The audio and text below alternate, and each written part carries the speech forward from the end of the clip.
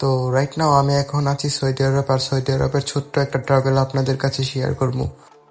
আর হ্যাঁ, এই ট্রাভেল আমি কোথায় কোথায় গেছি এবং কি কি করেছি সবই আছে এই ভিডিওতে। তো welcome back to my YouTube channel. আজকে একটা নতুন ভিডিও নিয়ে চলে আসলাম। আর ভিডিওটা হবে আজকে একটা আমি যাবো এক সুপার শপে। আমার এখানে একটা দোকান রয়েছে, সেলুনের দোকান সৌদি আরবে।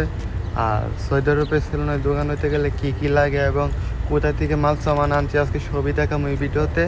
আর হ্যাঁ, আমার ব্যক্তিগত আমি আপনাদেরকে একটা জিনিস বলতে চাই, যারা কিনা সৌদি আরবে আসতে চান, আমি বলবো কি তারা আত্মীয় স্বজন না থাকলে দরকার নেই আসা। কারণ সৌদি আরবের পরিস্থিতি আগের মতো নাই, এখন অনেক বাজে হয়ে গেছে। যদি আপনার কোনো আত্মীয় থাকে, ভাই বা বাপ, দুলাভাই, এরকম কোনো একটা আত্মীয় থাকে, তাহলে বলবো আমি ওদের মাধ্যমে আসেন। তাহলে আপনি সৌদি আরবে এসে কিছু করতে পারবেন, ভালো একটা টাকা ইনকাম করতে পারবেন, 50 থেকে 60 হাজার টাকা।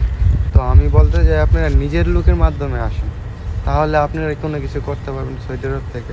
আর আপনাদেরকে পুরো ট্রাভেলের ভিডিওটা এইভাবে ভিডিওর মধ্যে দেখাবো যে সৌদি আরব আমরা কোথা থেকে সামানগুলো কিনেছি এবং কত টাকা খরচ হয়েছে এবং দোকানের কি কি লাইসেন্স লাগে এবং নিজের কি কি লাইসেন্স লাগে। তো সব কিছুই দেখাবো বিস্তারিত ভিডিওর মধ্যে, দেখতে থাকুন। আর বাকি ভিডিওটা এখনই দেখাই যাচ্ছি, আমরা কোথায় গেছি এবং কি দিয়ে গেছি সবই আছে।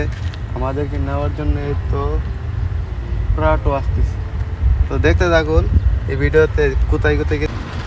আমাদের গাড়ি আইসা পড়তেছে, ওই যে আসতেছে।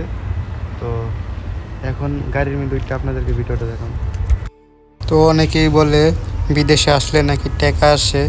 সত্যি বলতে টাকা নিজে নিজে আসে না, এর পিছনে থাকে অনেক পরিশ্রম আর কাম। আলহামদুলিল্লাহ, আজকের দিনটা আমার জন্য অনেক স্পেশাল। তো সকালে বের হয়ে গেলাম, উঠে গেলাম গাড়িতে, চলে গেলাম মার্কেটের উদ্দেশ্যে এবং কি কি কিনলাম সবই দেখাবো আজকের এই ভিডিওতে।